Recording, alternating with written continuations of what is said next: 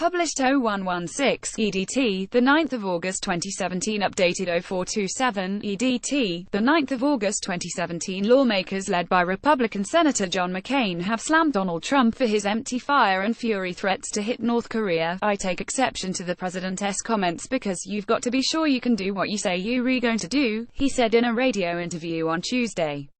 "The great leaders I've seen don't threaten unless they're ready to act, and I'm not sure President Trump is ready to act."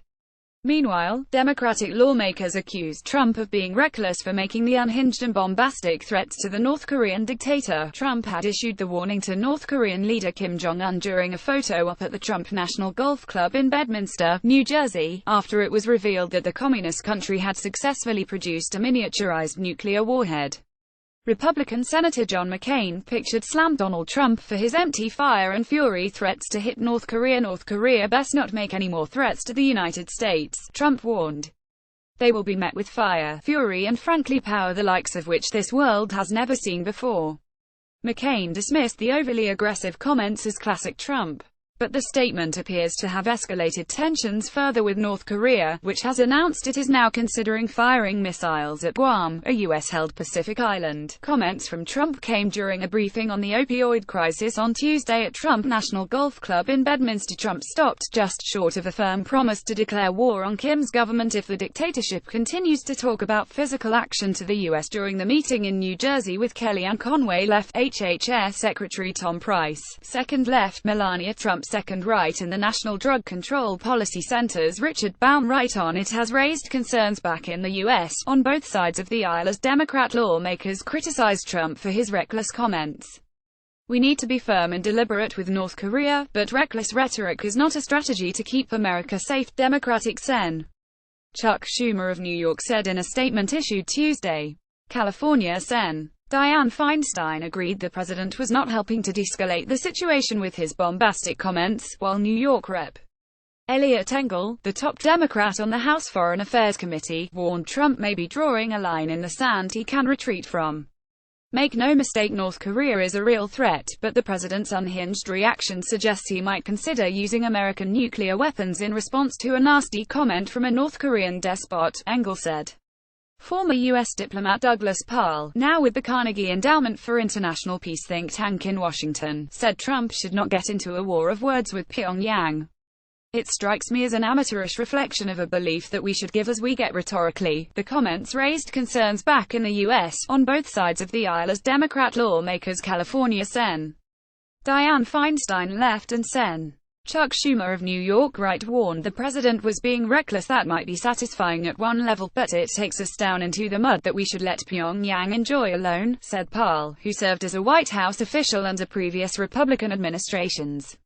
A Japanese government source said Japan was not asking for Trump to tone down his remarks, based on its all options are on the table stance. Trump had stopped just short of a firm promise to declare war on Kim's government if the dictatorship continues to talk about physical action to the U.S. on Tuesday. "North Korea best not make any more threats to the United States," Trump cautioned after a reporter asked him about the nuclear standoff. Trump told the world Tuesday morning that it must be vigilant against North Korea in the face of new threats from the country's young dictator. Kim had warned the United States that it would pay dearly for the United Nations sanctions regime it successfully imposed over the weekend and hinted at military action as tensions continued to escalate. North Korea said it is carefully examining a plan to strike the U.S. Pacific territory of Guam with missiles. The strike plan will be put into practice in a multi-current and consecutive way any moment once leader Kim Jong-un file above makes a decision. Physical action will be taken mercilessly with the mobilization of all its national strength, North Korea's state-run news agency said Tuesday. After Trump's fire and fury warning, Pyongyang said it was carefully examining a plan to strike Guam, home to a U.S. military base that includes a submarine squadron, an airbase and a Coast Guard group. A Korean People's Army spokesman said in a statement carried by state-run KCNA news agency the plan would be put into practice at any moment once leader Kim Jong-un makes a decision.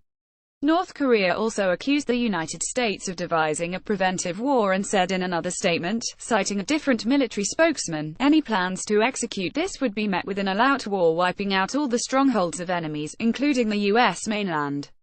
Washington has warned it is ready to use force if needed to stop North Korea's ballistic missile and nuclear program, but the VIC prefers global diplomatic action, including sanctions.